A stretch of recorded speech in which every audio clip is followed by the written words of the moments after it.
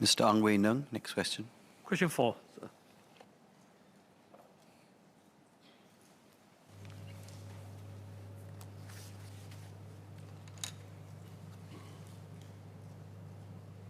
Mr. Deputy Speaker, may I have your permission to take questions 4, 5, and 6 together as they pertain to the $7.4 billion loss reported by MAS in its financial statement and the impact of the loss on the government's budget position? Please do. Sir, first in my capacity as Deputy Chairman of MAS, let me explain the context of the net loss. The net loss of $7.4 billion reflected a currency translation effect. In other words, the effect of translating the foreign currency value of the official foreign reserves, or OFR, into Singapore dollars. The negative currency translation effect is not relevant to MAS's investment performance, which is measured in foreign currencies. It also has no bearing on the international purchasing power of the OFR or on MAS's conduct of monetary policy. For financial year 2021 to 2022, MAS made investment gains of $4 billion on the OFR. These investment gains were, however, outweighed by the negative currency translation effects of $8.7 billion arising from a stronger Sing dollar. As MAS tightened monetary policy in October 2021 and January 2022, the Singapore dollar had strengthened against several of the foreign currencies in which the OFR are held. This meant a currency translation loss when the OFR were reported in Singapore dollar. The negative currency translation effect has no implication for the international purchasing power of the OFR. In fact, given the purpose of the OFR in safeguarding the international purchasing power of the Singapore dollar, it is the foreign currency value rather than the Singapore dollar value of the OFR that matters. MAS's net loss in Singapore dollar terms also has no implications for its conduct of monetary policy.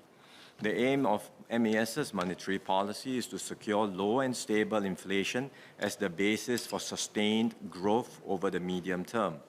MAS, as members know, conducts an exchange rate-centered monetary policy, managing the Singapore dollar against a basket of currencies of Singapore's major trading partners. When inflationary pressures build up, as they have over the past year, MAS allows the trade-weighted exchange rate to appreciate faster. Negative currency translation effects do not have any bearing on MAS's ability to manage the exchange rate. Rather, they are a consequence of MAS's conduct of exchange rate policy. Next, let me, in my capacity as the Minister for Finance, answer the questions relating to the impact of MAS's net loss on the government's budget position. At the outset, let me clarify that MAS's overarching mandate is to ensure macroeconomic stability. The government does not expect MAS to deviate from this mandate in order to maximize its contributions to the government.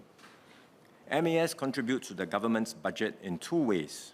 First, under the net investment returns framework, the government can spend up to 50% of the expected long-term real return on the net assets invested by MAS, GIC, and Temasek. The NIR, Net Investment Returns Framework, is designed to provide a steady, sustainable stream of income to help meet the government's expenditure needs. The NIR is based on the long-term expected returns of the three investment entities and therefore is not affected by their short-term performance. MAS's reported net loss in the last financial year has no impact on the NIR that is available to the government. Second, similar to other statutory boards, MAS makes contributions to the government in lieu of corporate income tax. This is based on 17% of the net profit for the year after offsetting cumulative losses from previous financial years.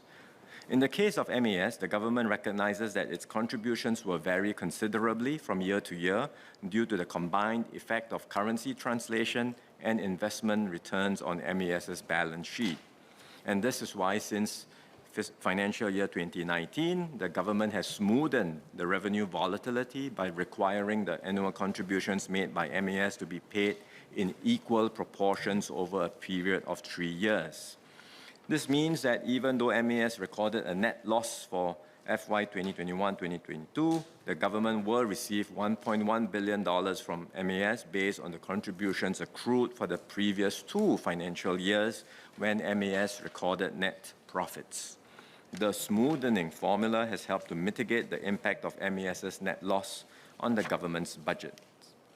Investment returns are inherently volatile, reflecting market conditions. The government has taken steps to ensure that this volatility does not unduly affect the budget. It is neither responsible nor prudent for us to rely on windfall surpluses in any given year to fund our increased structural spending needs. Mr. Ang Wei Neng. Deputy Speakers, thank you, Deputy Prime Minister, for the comprehensive reply. Can I just clarify a couple of points? How much does MAS contribute to government consolidated funds in the past 5 years beyond the 2 years that was reported in the press for FY 2021 and FY 2020? And how does, maybe this is my ignorance, but how does MAS decide how much money MAS need to contribute to the consolidated fund every year? Thank you.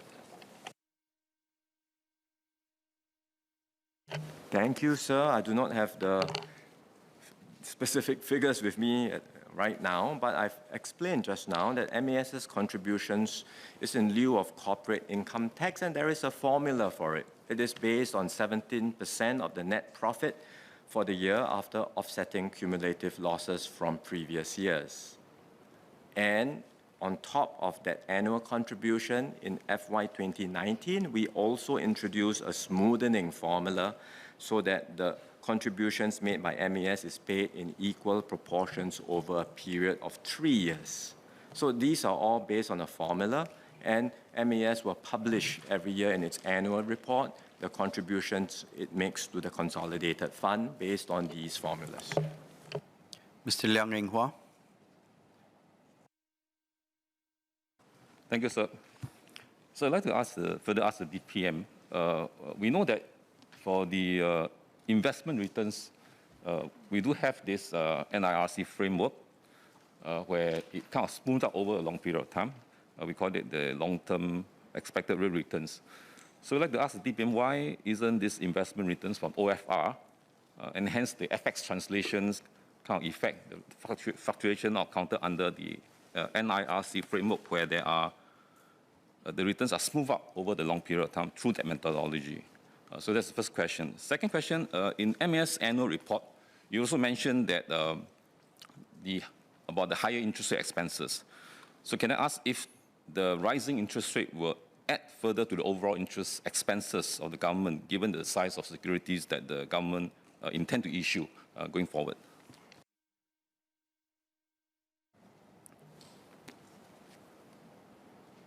Mr. Deputy Speaker, I should clarify first of all on the first question that in fact the MAS's investment returns are part of the NIR framework.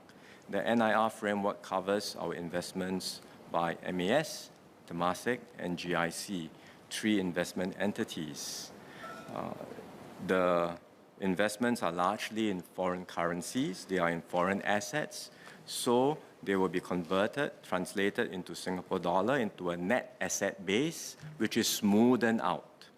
And the smoothening formula for the net asset base computation, in a way, helps to moderate also foreign currency effects. So in fact, MAS's contributions through the NIR mechanism is to NIRC is very much incorporated already into the present NIR framework.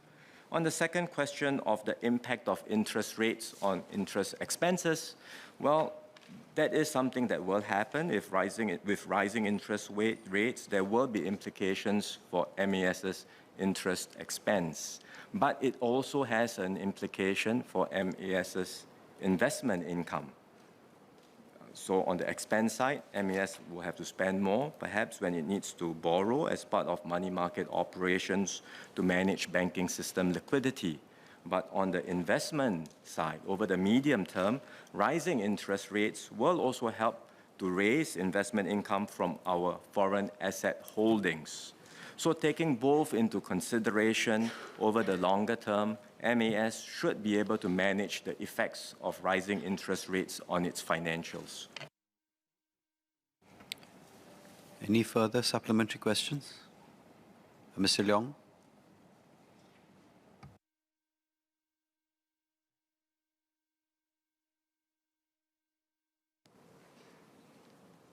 Thank you, Deputy Speaker. I'd like to ask the DPM and the Minister for Finance one supplementary question.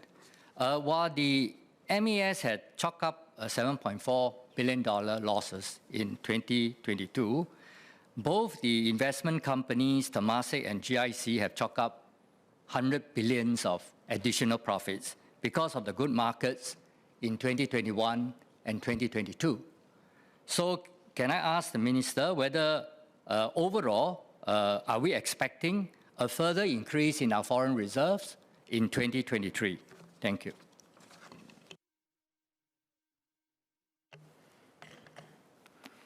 Mr. Deputy Speaker, Temasek and GIC have reported their performances in their annual statements.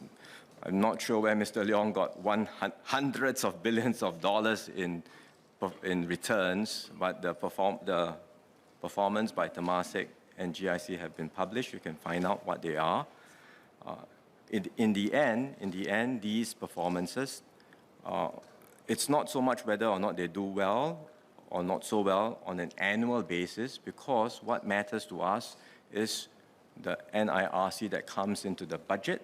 And as we have explained time and again, that is not based on short-term investment performance, which can be up or down depending on market volatility, but it's on the long-term expected real rate of return, which is determined and then applied, as I mentioned just now, on the net asset base of MAS, GIC, and Temasek, respectively, for us to work out the net investment returns contribution into the budget.